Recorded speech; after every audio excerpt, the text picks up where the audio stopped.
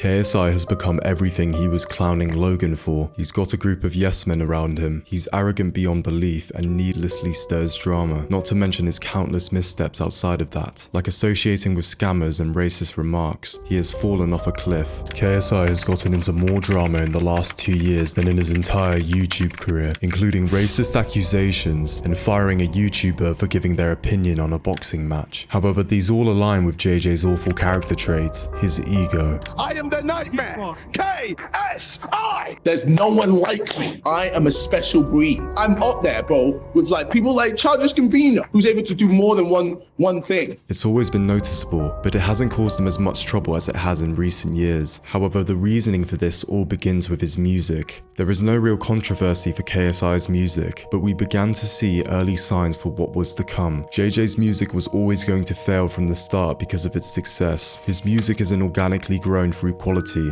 but more so fame, as most of his audience are too young to have a quality taste in music. For example, how do you think Prime Hydration dominated the market? Logan and JJ's young and naive audience inflated the product. The same inflation from his young audience is happening with his songs, except his music isn't scamming his fans like Prime is, but we'll get to that later. JJ's ambition to put everything into a project can be admired, but it's much more difficult to respect his work ethic when his ego is abundant, which makes his boxing career the greatest but most embarrassing thing he's ever done. KSI did something outstanding when boxing Logan. His reputation was on the line, but to win a fight against Logan with millions watching is remarkable, so I understand why his ego exploded soon after the victory. But this feeling of greatness overstayed its welcome, and his ego had no right to be so prominent during his next victories. JJ's return to boxing seemed like a pathetic way to stroke his ego. Even beating 2 fighters on the same night couldn't overshadow how atrocious the fights were, as JJ fought Swarms, who ran around for the entirety of round 1, only to get flattened by a left hook in round 2. But this wasn't even the worst part, as disappointment beckoned even more after JJ's next fight. Luis Pineda was a professional boxer, who people assumed was going to be a problem for JJ, but all hope was lost when the bell rang, as Pineda constantly complained about getting punched illegally to the ref, only to get TK'd in round 3, causing JJ to celebrate like he had conquered the world, completely oblivious to how unimpressive this was. 2 weeks later, he would tweet, "Let's not put any disrespect on my name. I'm one of the most dangerous boxers in the YouTube scene. I would beat everyone on the Misfits card and both the Social Gloves cards." Many people saw this tweet as JJ disrespecting his friend Anisong Gibb, as Gibb had just knocked out Austin McBroom in a boxing match the day before, meaning JJ used his friend's victory as an opportunity to remind people how great he was. But the tweet wasn't even the worst one he'd release, as JJ's ego was about to ruin a man's life over a 15-second video. On March 20th, 2023, Wade Plemons, who was a sports commentator for JJ's company Misfits, uploaded a YouTube video that only needed 15 seconds to ruin his life. And we heard from Jake in the Impulsive podcast, he does not think that the KSI fight sells like a Tommy Fury rematch and a Floyd Mayweather fight. And I don't know that I can disagree with him right now. I don't, because they pulled some legitimately crazy numbers. And while I used to be on the train that Jake and KSI did similar numbers, I don't know that that's the case anymore. Regardless if Wade was right or wrong, JJ's response was shameful. "This Wade guy plays all sides, trying to please everyone. You are so fake.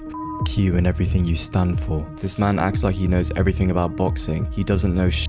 You're not that guy." Like the video. The next day, JJ reflected on his poor behavior and apologized, but Wade wasn't having any of it. The apologies themselves don't make up for the words that were said to me. The attacks on my character, personally and professionally, saying that I am one way behind the scenes and one way on camera. I can promise you guys it's not the truth. Things got worse quickly, as JJ would make a video response to Wade on Side Plus, where he allegedly lied to his audience. Behind the scenes, he's there like, this tag team idea, brilliant, I love it. And then online, he's there like, not sure about this. Don't think this is a good idea. Da-da-da-da-da-da. I'm like, bro, you 1 minute you're saying you like it to me in private, and publicly you're saying what the public want to hear. So none of this is true.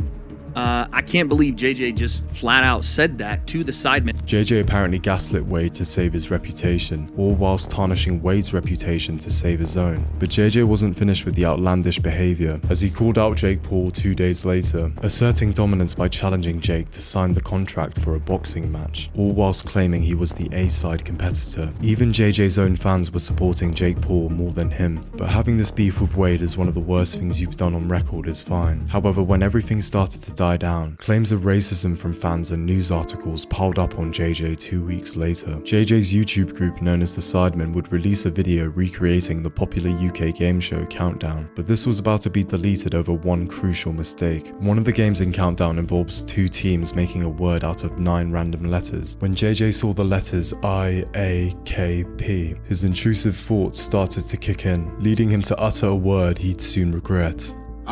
Look, we need points in it, alright? The word.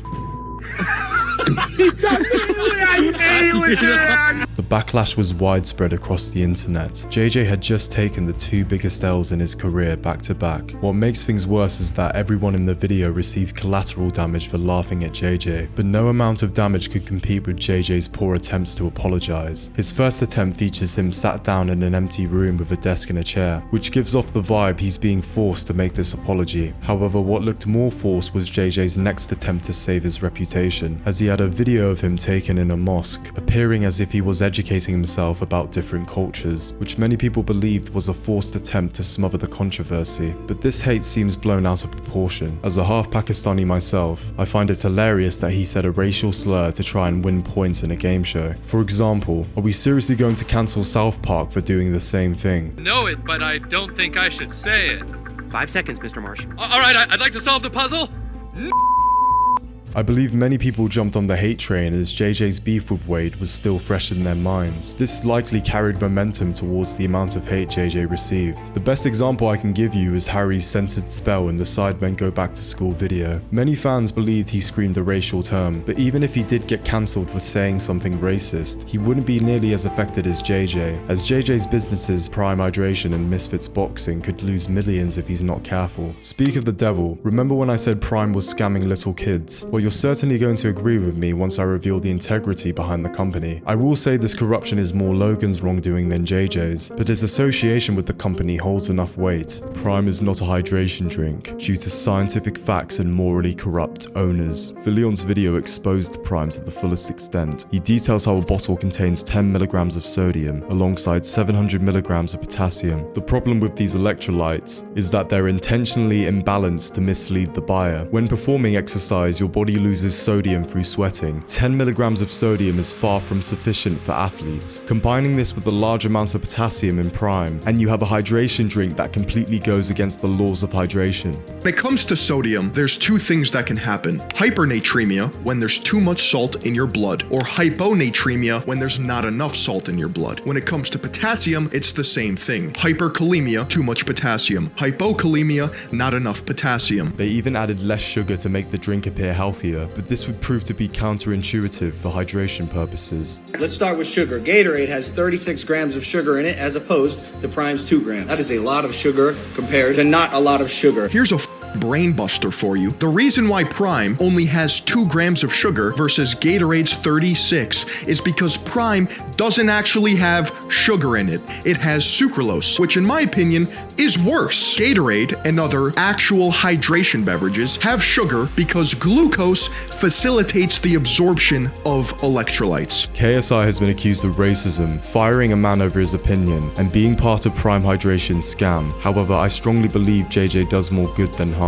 His credibility as an entertainer can't escape him from his wrongdoings, but he is definitely not racist, nor is he the mastermind behind Prime. He is merely a puppet that presents the product to his gargantuan audience. Despite myself being devil's advocate, I believe his ego is a problem that needs to be resolved. I'm certain Tommy Fury will beat him on October 14th. Let's hope this will be a wake-up call for JJ. Please consider subscribing.